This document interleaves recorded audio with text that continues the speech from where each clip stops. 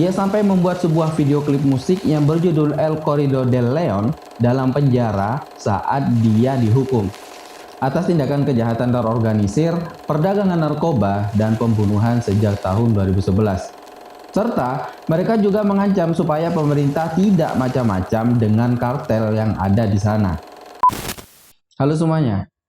Beberapa hari ini sedang ramai berita tentang keadaan negara Ekuador yang sedang dalam darurat perang. Negara yang berbatasan dengan Peru dan Kolombia ini mulai awal 2024 kemarin mulai memanas keadaannya. Keadaan ini terjadi dikarenakan salah satu dari pemimpin kartel atau gembong narkoba yang sebenarnya sudah berhasil ditangkap, berhasil melarikan diri dari penjara. Bukan hanya melarikan diri, bahkan dia juga mengancam pemerintah Ekuador untuk tidak macam-macam dengan anggota kartel mereka. Sebenarnya apa sih penyebab terjadinya kerusuhan yang ada di Ekuador dan apa yang membuat para kartel ini sampai berani mengancam pemerintah? Oke, mari kita bahas chaos di Ekuador.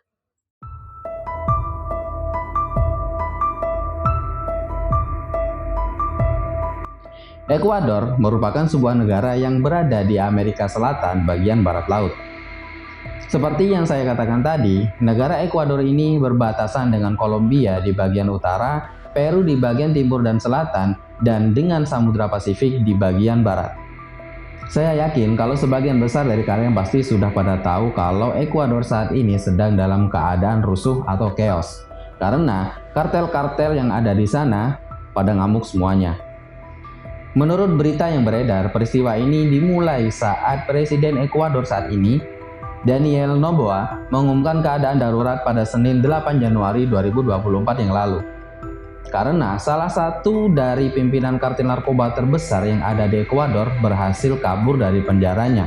Dia adalah Adolfo Macias Villamar, atau biasa dikenal dengan Vito. Vito merupakan pimpinan dari kartel narkoba yang bernama Los Choneros dan dianggap sebagai salah satu kriminal paling berbahaya di Ekuador. Tapi sebenarnya pada tahun 2011 lalu, Vito ini sudah ditangkap dan dipenjara. Dan pada saat itu dia masih belum menjadi pemimpin dari Los Choneros. Pada tahun 2013, Vito dan 15 tahanan lain dari kartel yang sama berhasil melarikan diri. Walau pada akhirnya dia berhasil ditangkap lagi beberapa bulan kemudian. Walaupun berhasil ditangkap dan kembali ditahan, Vito seakan-akan tidak menunjukkan rasa takut sama sekali. Dia bahkan menunjukkan kalau dia itu seakan-akan kebal hukum, dan pihak yang berwenang di sana tidak berani melakukan apa-apa kepadanya. Saking ingin pamernya kalau dia itu kebal hukum, dia sampai membuat sebuah video klip musik yang berjudul El Corrido del León dalam penjara saat dia dihukum.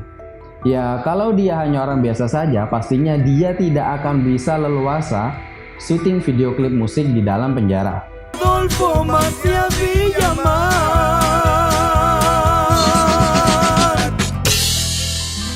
Sebenarnya, Vito ini baru menjadi ketua dari Los Choneros pada tahun 2020.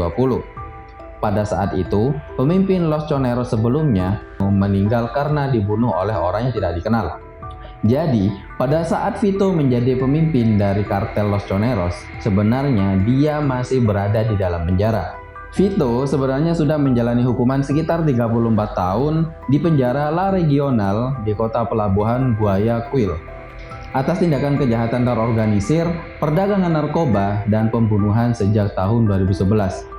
Hingga pada akhirnya, pada tanggal 7 Januari kemarin, Vito berhasil melarikan diri saat dia akan dipindahkan ke penjara dengan keamanan yang lebih ketat lagi. Jadi pada saat didatangi, ternyata sel tempat Vito mendekam sudah dalam keadaan kosong dan tidak ada orang sama sekali. Selang beberapa waktu setelah kaburnya Vito, kartel-kartel yang ada di sana mulai membuat kerusuhan dan juga mengumumkan perang terhadap pemerintah. Serta mereka juga mengancam supaya pemerintah tidak macam-macam dengan kartel yang ada di sana. Para kartel-kartel yang ada di Ekuador ini mulai bertindak rusuh setelah Presiden Noboa mengumumkan akan memerangi semua aktivitas kartel narkoba yang ada di Ekuador. Presiden yang dilantik pada November 2023 ini juga mengumumkan kalau dia akan membuat fasilitas keamanan khusus dengan keamanan yang super ketat untuk menangani gangster dan juga kartel-kartel narkoba yang ada di Ekuador. Nah, karena pernyataannya itulah kartel-kartel yang ada di Ekuador mulai mengacau dan ingin memerangi pemerintahan Presiden Noboa. Tapi walaupun mendapat ancaman dari para kartel, Noboa bukannya takut, dia malah semakin berani dan menetapkan status darurat nasional selama 60 hari di Ekuador. Presiden Noboa ini juga mengumumkan ada sekitar 22 geng atau kartel termasuk Las Nocheros sebagai organisasi teroris dan target militer yang akan diperangi secara total.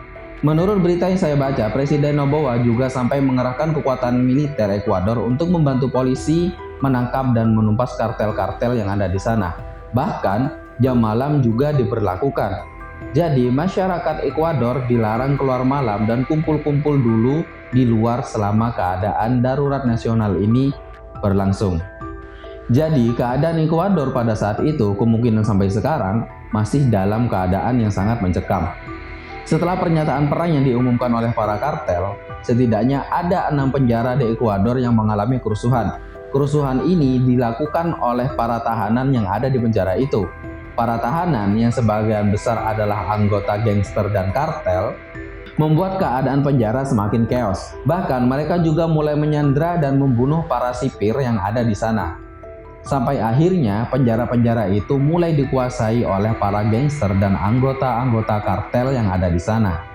Tidak puas hanya membuat kerusuhan, para anggota kartel ini juga merekam dan menyebarkan rekaman video saat mereka melakukan penyanderaan dan pembunuhan ke internet. Rekaman itu berisi sipir-sipir yang sedang disandra dan juga dibunuh oleh anggota-anggota kartel itu. Ada yang ditembak, ada juga yang digantung.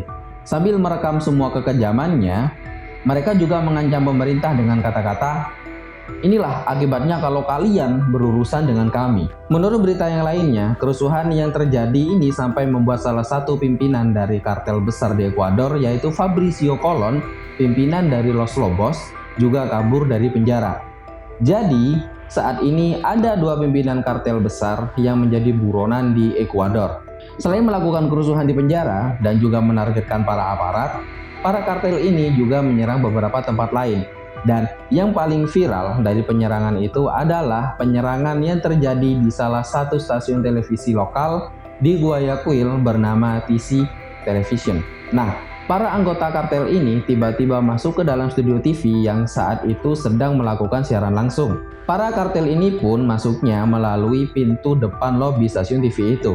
Jadi cara mereka masuk ke stasiun TV itu bukan dengan sembunyi-sembunyi. Mereka langsung menerobos dari pintu depan yang pastinya dengan cara mengancam staf-staf TV yang ada di depan.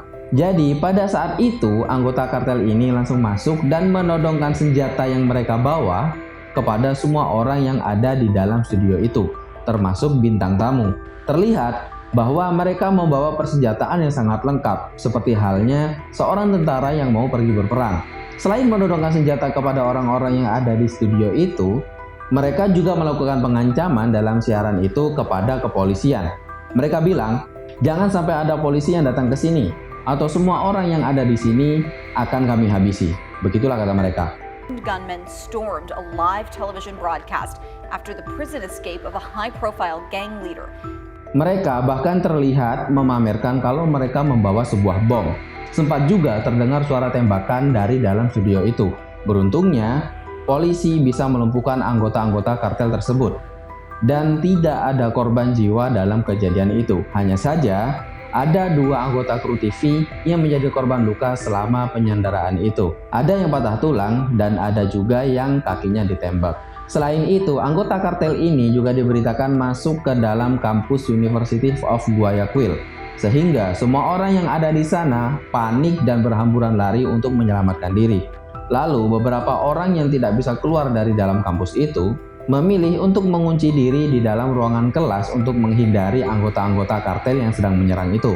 Selain membuat kerusuhan di kota Guayaquil, anggota kartel yang ada di Ekuador ini juga membuat kerusuhan di kota-kota lain seperti Cuenca, Machala, Loa, bahkan pusat kota Quito juga menjadi sasaran anggota kartel untuk membuat kerusuhan. Bahkan diberitakan kalau terjadi tembak-menembak antara anggota kartel dengan kepolisian. Ada juga pembakaran dan ledakan yang terjadi di beberapa titik di kota-kota itu. Aksi dari geng kartel ini menyasar orang-orang penting yang ada di dalam pemerintahan, seperti halnya pejabat-pejabat pemerintahan yang ada di Ekuador. Walaupun yang menjadi sasaran adalah orang-orang di dalam pemerintahan, ada juga laporan kalau warga sipil ada yang menjadi korban dalam kerusuhan ini. Toko-toko dijarah, sampai beberapa kota di Ekuador menjadi lumpuh total. Toko, bank, pasar, tempat makan, mal, sampai tutup semuanya untuk menghindari jatuhnya korban yang lebih banyak. Pada awalnya, Ekuador ini termasuk negara yang aman dari teror kartel dan gangster. Walaupun Ekuador diapit oleh dua negara penghasil kokain terbesar, yaitu Kolombia dan Peru seperti yang dibahas tadi. Ekuador ini menjadi negara yang lumayan damai, sampai akhirnya beberapa tahun belakangan ini kejahatan semakin meningkat di Ekuador. Menurut sebuah data, pada tahun 2017, kematian karena kekerasan di Ekuador sangatlah kecil, sampai akhirnya naik tajam di tahun 2023. Hal ini diyakini karena aktivitas kartel di Ekuador meningkat drastis. Meningkatnya aktivitas kartel di Ekuador ini karena semakin banyak juga produsen dan penjual narkoba yang bekerja sama dengan kartel-kartel yang ada di sana. Selain itu, kartel yang ada di Ekuador juga sudah mempunyai backingan dari kartel-kartel besar yang ada di Amerika. Sebenarnya, di Ekuador itu sudah ada kartel, cuma skalanya masih kecil banget. Tapi, karena orderannya semakin meningkat dan juga dapat backingan dari kartel-kartel besar yang ada di Amerika, akhirnya mereka semakin berani dan semakin semena-mena di sana. Siapapun yang mereka anggap mengancam, maka akan mereka hancurkan, bahkan pemerintah sekalipun. Bahkan ada sebuah kejadian yang sangat ramai diberitakan. Ada salah satu calon presiden pada masa pemilu yang berakhir dibunuh oleh orang yang tidak dikenal waktu dia melakukan kampanye. Saya yakin kalian pasti sudah pada tahu kan dengan kejadian itu. Calon presiden itu bernama Fernando Villavicencio. Pada waktu kampanye, dia sering mengatakan kalau dia bakalan memerangi dan menumpas kartel-kartel yang ada di Ekuador. Sebelum terjadinya pembunuhan itu, Fernando pernah bilang kalau dia dan keluarga sering mendapatkan ancaman pembunuhan dari kartel Los Choneros. Maka dari itu, peristiwa pembunuhan itu diyakini dilakukan oleh para anggota kartel yang ada di Ekuador. Hal ini diyakini terjadi karena kampanye dari Fernando sendiri yang sering bilang akan memerangi dan menumpas kartel narkoba yang ada di Ekuador. Menurut beberapa sumber, Fernando ini dibunuh oleh anggota dari kartel Los Lobos. Oke, itulah pembahasan tentang apa penyebab terjadinya kerusuhan yang ada di Ekuador. Dan juga kenapa para kartel ini berani melawan pemerintah. Semoga penumpasan kartel-kartel yang ada di Ekuador ini berjalan dengan lancar dan tidak berjatuhan korban lagi. Ya, karena kan kita sama-sama tahu kalau presiden yang sekarang ini sedang menjabat, dia juga sangat masif melakukan upaya-upaya untuk menumpas kartel yang ada di Ekuador. Bahkan sampai-sampai presiden berani mengajak perang para kartel-kartel tersebut. Semoga semuanya diberi kekuatan dan kelancaran. Bagaimana kalau menurut kalian? Apakah kartel-kartel yang ada di Ekuador ini akan cepat teratasi? Atau malah akan menjadi perang yang berkepanjangan antara kartel melawan pemerintahan Ekuador?